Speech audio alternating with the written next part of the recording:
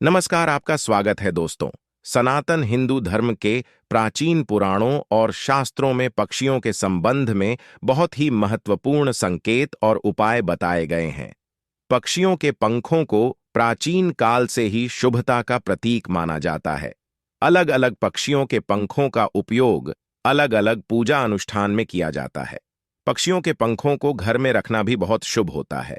आज हम आपको ऐसे पक्षियों के बारे में बताने जा रहे हैं जिनके पंखों को घर में रखने से घर में सुख समृद्धि बढ़ती है।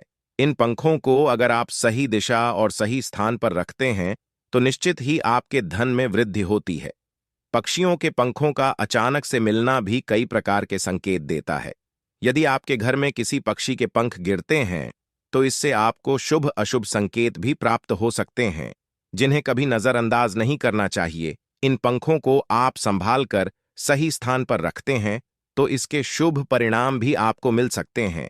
लेकिन ध्यान रहे, कभी भी किसी पक्षी को मारकर उसके पंख नहीं लानी चाहिए। यदि पक्षी खुद अपने पंख गिरा देता है तभी उस पंख का इस्तेमाल करना चाहिए। पक्षियों को उनके पंखों के लिए मारना पाप माना गया है। तो चलिए जान लेते हैं कौन से पक्षियों के पंख मिलना अथवा घर में रखना शुभ होता है। सबसे पहला है मोर पंख। दोस्तों, मोर पंख के वास्तु शास्त्र और ज्योतिष शास्त्र में कई महत्वपूर्ण उपाय बताए गए हैं। वास्तुशास्त्र के अनुसार मोरपंख घर में शांति और सुख समृद्धि के लिए बहुत ही उपयोगी वस्तु है। इसे शास्त्रों में एक प्रकार का यंत्र ही कहा गया है जो धन संपत्ति को आकर्षित करता है।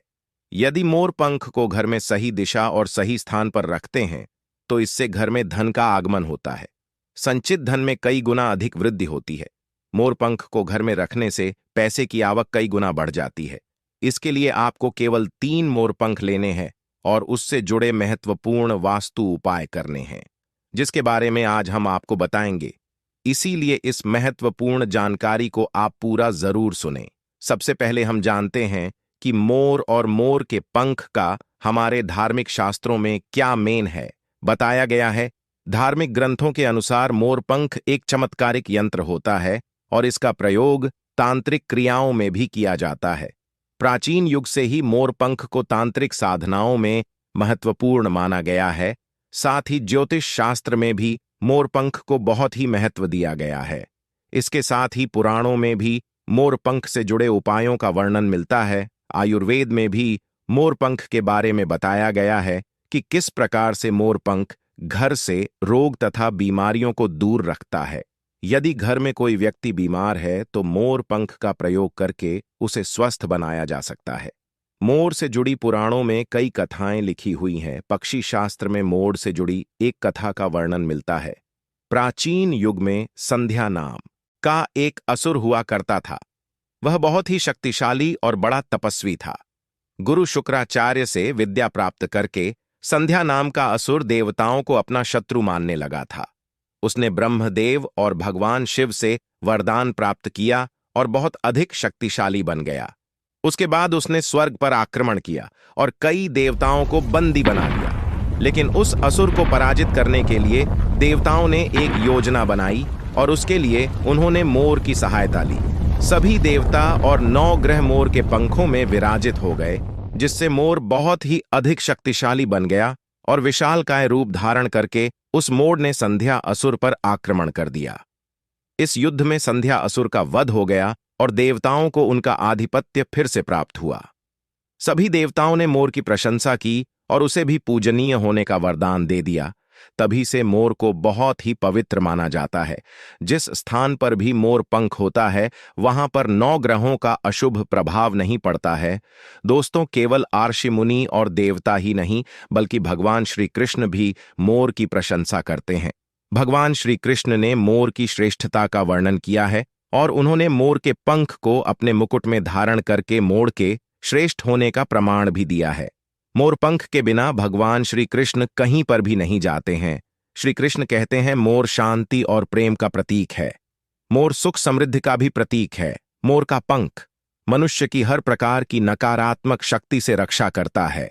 केवल हिंदू धर्म में ही नहीं बल्कि दुनिया के सभी धर्मों में मोर को विशेष महत्व दिया गया है। प्राचीन लोग मोर पंख की अद्भुत शक्ति के बारे में जानते थे। इसीलिए सभी धर्मों के ग्रंथों में मोर को महत्वपूर्ण स्थान दिया गया है।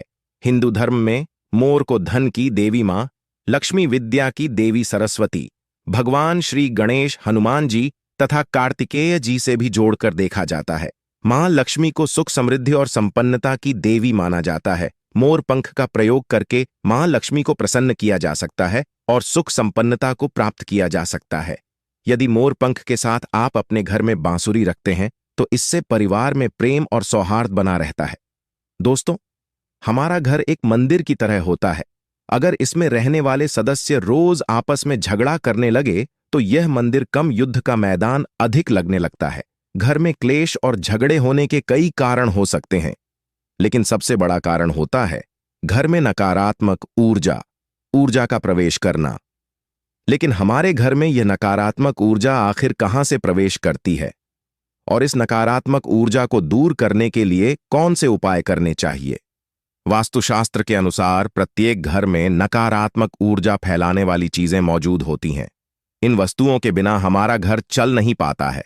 इन वस्तुओं को तो हम घर से बाहर नहीं निकाल सकते हैं, लेकिन उस नकारात्मक ऊर्जा को अवश्य बाहर निकाल सकते हैं। इसके लिए हमें मोर पंख का प्रयोग करना चाहिए। इसके लिए मोर के पंखों को आप अपने घर पर खूब जोर जोर से हवा में हिलाएं। इससे आपके घर की जितनी नकारात्मक ऊर्जा है वह आपके घर से बाहर हो जाएगी। यदि रोज सुबह पूजा के बाद आप ऐसा करते हैं तो आपके घर की सारी नकारात्मक ऊर्जा घर से बाहर चली जाएगी और आपके घर में सुख शांति बनी रहेगी।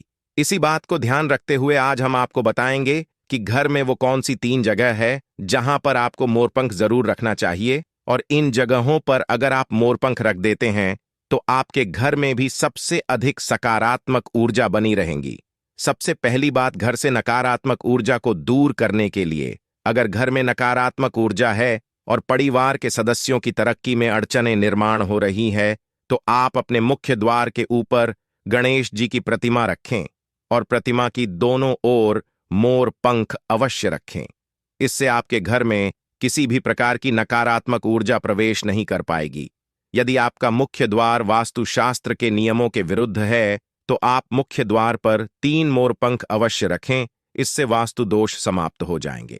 दूसरी बात, ग्रहों के दुष्प्रभाव से बचने के लिए अगर घर के सदस्यों पर ग्रहों का दुष्प्रभाव है अथवा ग्रहों की स्थिति खराब चल रही है तो मोर पंख ले और उस पर गंगा जल अथवा शुद्ध जल का छिड़काव करें। फिर इसे ऐसे स्थान पर रख दें जहां पर यह किसी को दिखाई न दें। इससे ग्रह शांत होने में मदद मिलती है। तीसरी बात, बुरी नजर से बचने के लिए अगर घर के किसी सदस्य अथवा बालक को बुरी नजर लगी है या उस पर किसी की बुरी नजर का प्रभाव पड़ा है तो सोते समय उस व्यक्ति के तकिए के नीचे मोर पंख रखें और दूसरे दिन इसे किसी बहते जल में अथवा कुएं में डाल दें। इससे बुरी नजर उतर जाती है। चौथी बात, पढ़ाई में मन नहीं लगता है। अगर घर के विद्यार्थियों का पढ़ाई में मन नहीं लगता है, उनकी याददाश्त कमजोर है, पढ़ाई करते समय बार बार नींद आती है, तो विद्यार्थियों को मां सरस्वती के सामने मोर पंख रखकर दूसरे दिन उस मोर पंख को अपनी किताबों में रखना चाहिए। इससे विद्यार्थियों में एकाग्रता बढ़ेगी और मां सरस्वती की कृपा बनी रहेगी। 5वां उपाय, दुष्ट शत्रुओं से छुटकारा पाने के लिए अगर कोई शत्रु जानबूझकर आपको परेशान कर रहा है और बार बार आपको नुकसान पहुंचाने का प्रयास करता है तो मंगलवार के दिन हनुमान जी के मस्तक का सिंदूर मोरपंख पर लगाएं और सुबह के समय बिना नहाए ही इसे बहते हुए जल प्रवाह में अथवा को भी में डाल दें। इससे शत्रुओं से छुटकारा मिलता है। छठी बात, मनवांछित फल प्राप्ति के लिए अगर मन की कोई इच्छा अधूरी है, कई दिनों तक कोशिश करने के पश्चात भी मनवांछित फल प्राप्त नहीं होता है, कार्यों में बार बार रुकावट आ रही है, तो आप राधा कृष्ण के मंदिर में जाकर भगवान श्री कृष्ण को मोरपंख चढ़ाए अथवा घर में ही श्री कृष्ण की मूर्ति पर मोरपंख लगाए और अपनी इच्छा उनके सामने प्रकट करें।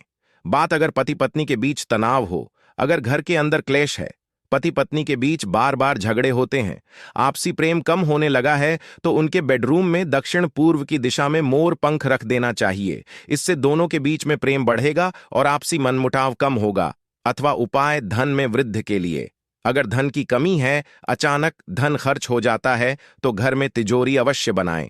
जोड़ी रखते समय ध्यान रहे, तिजोरी को पश्चिम की दीवार पर सटाकर रखें और उसका मुख पूर्व दिशा की ओर हो। इससे देवराज की कृपा दृष्टि बनी रहेगी। साथ ही मां लक्ष्मी की पूजा में मोर पंख रखकर उसे तिजोरी में रखें। इससे घर में सुख समृद्धि आती है और धन की कमी महसूस नहीं होती है।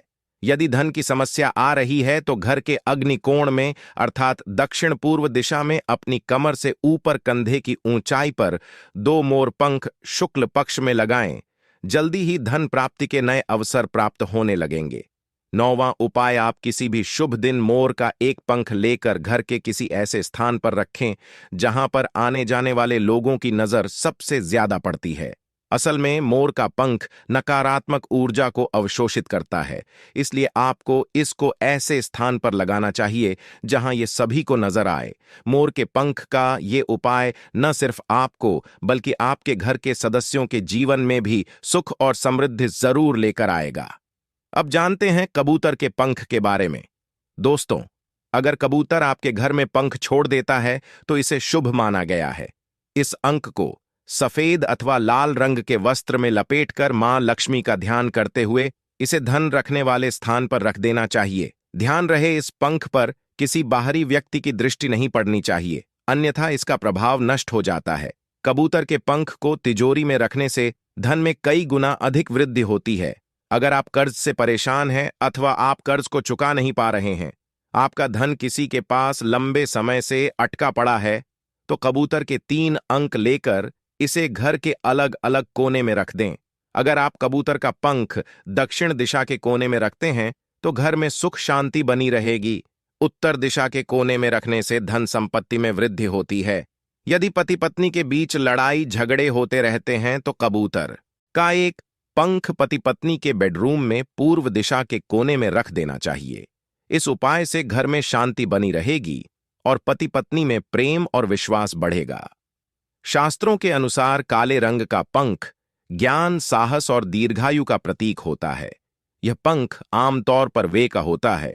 इसका प्रयोग तांत्रिक क्रियाओं में भी किया जाता है, लेकिन बुरी नजर से बचने के लिए कोभी के पंख को व्यवसाय के स्थल पर पत्रों के बीच में रखना बहुत उपयोग रहता है।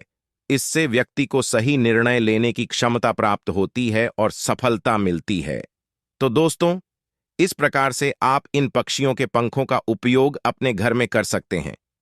उम्मीद है आपको यह जानकारी अच्छी लगी होगी। वीडियो को लाइक जरूर करें और कमेंट में जय श्री कृष्ण लिखना न भूलें।